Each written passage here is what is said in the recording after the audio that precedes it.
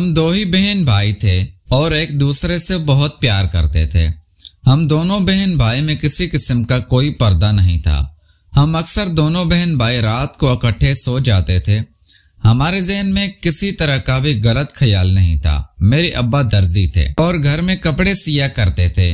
उस दिन सुबह उठा तो बेड पर पड़ी बहन की एक ऐसी चीज देखी तो मैं समझ गया कि वो अब जवान हो चुकी है। एक दिन अब्बा घर पर नहीं थे तो मैंने अपनी बहन को कहा कि आओ मैं तुम्हारे कपड़ों का नाप लेता हूँ। मेरी बहन भी राजी हो गई और मेरे अब्बा के कमरे से मैं उसे ले गया। लेकिन जैसे ही मैंने अपना हाथ उसके सीने, हम दो बहन भाई ही थे। मेरी बहन मुझ पर जान निशावर करती।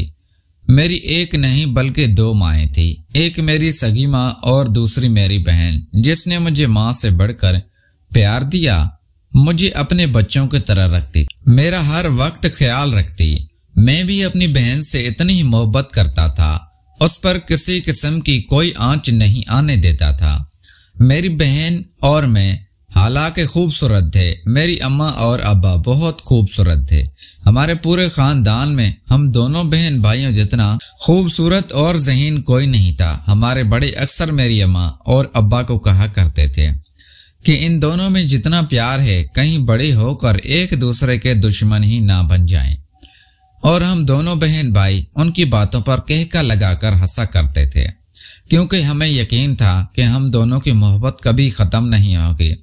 हम दोनों बहन भाइयों ने तालीम हासिल की, मगर जैसे ही मैं नौकरी पर लगा मेरे अब्बा इस दुनिया से चल बसे।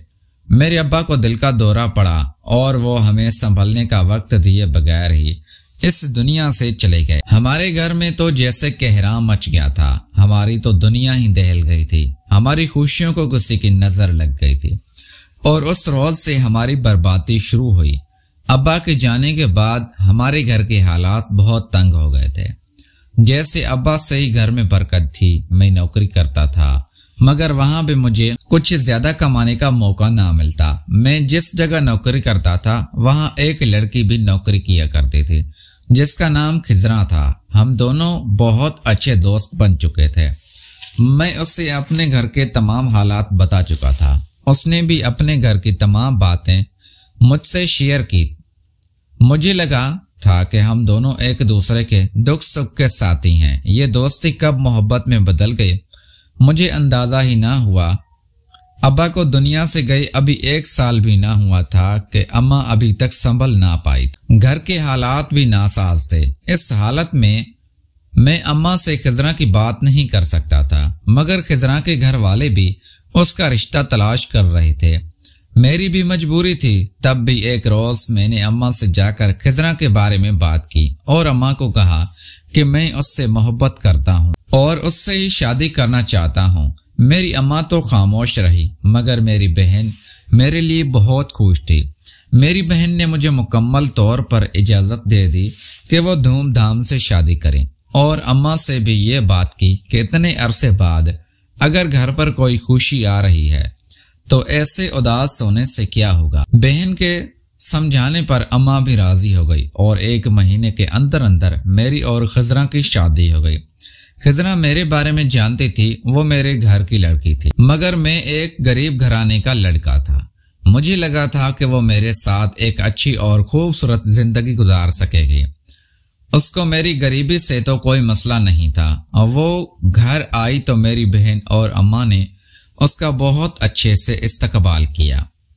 वो भी खुशी खुशी माँ और बहन के साथ रहने लगी। मैं फिर सुकून हो गया कि खिजरा की बहन और अम्मा के साथ अच्छी दोस्ती हो गई थी। मेरी शादी को कुछ वक्त गुजरा था कि घर में अजीब सा कुछ माहौल रहने लगा। कभी अम्मा आंखों में आंसू लिए एक कोने में बैठी होती तो कभी बहन मुझे अपनी अम्मा और बहन की इस हालत की वजह मालूम नहीं हो रही थी। और जब मैं अम्मा और बहन से पूछता कि कोई बात है तो वो खामोश रहती या मुझे इनकार कर देती और कहती ऐसी कोई बात नहीं, बस अब्बा की याद आ रही है। पहले तो मैं भी यही समझता रहा कि अम्मा अब्बा की वजह से परेशान रहती है। एक रोज में घर जल्दी आ गया तो मेरी बहन और मेरी बीवी किचन में खड़े ना जाने किस बात पर बहस कर रही थी। میں ایک دم چونک گیا کیونکہ آج سے پہلے کبھی اس طرح نہیں ہوا تھا۔ میری بہن تو بہت نرم مزاج اور خاموش طبیعت کی تھی۔ ابا کے بعد تو بالکل خاموش ہو گئی تھی۔ میں نے حیرانی سے کچن میں دونوں کو بحث کرتے دیکھا جب میری بیوی میری بہن سے کھانا بنانے پر بحث کر رہی تھی اور میری بہن اس کو کھانے میں نمک مرچیں کم رکھنے کی تاکید کر رہی تھی۔ میری بیوی نے جیسے ہی مجھے دیکھا تو ایک دم پھوٹ پھوٹ کر رونے لگی اور کہنے لگی کہ یہ میرا بھی گھر ہے کیا؟ مجھے اس گھر میں بھی اہمیت نہیں ملے گی کیا؟ میں اپنی مرضی سے کھانا بھی نہیں بنا سکتی؟ ہر وقت کی روک ٹوک نے مجھے پریشان کر دیا ہے۔ جس روز سے میں اس گھر میں آئی ہوں، نہ جانے تمہاری اماں اور تمہاری بہن مجھے برداشت ہی نہیں کر رہی کہ شادی سے پہلے تمہاری اماں اور تمہاری بہن اس رشتے سے خوش نہیں تھی۔ اب جو مجھے تکلیف دے رہی ہیں تو پہلے ہی انکار کر دیتی۔ میں نے حیرانگی سے اپنی بہن کی طرف دیکھا جو حیرت سے آنکھیں پھاڑے میری بیوی کو دیکھ رہی تھی۔ میں نے خضراں سے کہا کہ تم اپنے کمرے میں جاؤ۔ خضراں وہاں سے چلی گئی تو میں اپنی بہن کے پاس گیا اور نرمی سے اس سے پوچھا کہ معاملہ کیا ہے۔ میری بہن کہنے لگی کہ اماں کی طبیعت کی وجہ سے بس خضراں کو کھانے میں نمک مرچ ہلکی رکھنے کو بولا تھا، مگر وہ تیکھا کھانا کھانے کی عادی تھی۔ ایسے ہی جھوٹی باتوں پر اکثر اب گھر میں نوک چوک ہونے لگی تھی۔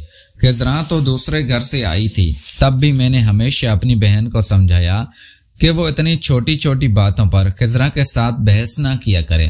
وہ اپنا سب کچھ چھوڑ کے میری خاطر میرے گھر آئی ہے تو اتنا تو ہمارا فرض بند ہوتا ہے کہ ہم اس کو اس کے مطابق جینے دیں۔ میری بہن ہمیشہ خاموش ہو جاتی ہے۔ گھر کے حالات بد سے بدتر ہوتے جا رہے تھے۔ اچانک کمپنی کو بہت نقصان اٹھانا پڑا جس کی وجہ سے کمپنی بند ہو گئی اور مجھے مجبوراً کام چھوڑنا پڑا۔ اب کہیں بھی مجھے میرے مطابق کام نہیں مل رہا تھا۔ لوگ محنت تو کروانا چاہتے تھے مگر اس حساب سے مجھے معاوضہ نہیں دیتے تھے۔ تھک ہار کر گھر کو چلانے کے لیے میں نے ابا کا کام شروع کر دیا۔ میں درزی بن گیا۔ میں پڑھا لکھا ہونے کے باوجود بھی لوگوں کے کپڑے سلائی کرتا تھا۔ پہل تو مجھے اس سب میں بہت عجیب محسوس ہوتا مگر آہستہ آہستہ مجھے یہ سب کی عادت ہو گئی۔ میں گھر جاتا تو میری بہن مجھ سے مختلف قسم کی خواہشات کرتی۔ پہلے تو میں اتنی کمائی کر لیتا تھا کہ اپنی بہن اور اپنی بیوی کی تمام خواہشات پوری کر دیتا، مگر اب مجھے جیب اجازت نہیں دیتی تھی اور میں اکثر اپنی بہن کو انکار کرتا تھا۔ پیارے دوستو، اگر آپ کو ہماری کہانی پسند آئی ہے تو اس ویڈیو کو لائک کر کے چینل کو لازمی سبسکرائب کریں۔ ملتے ہیں اگلی ویڈیو میں۔ Thanks for watching.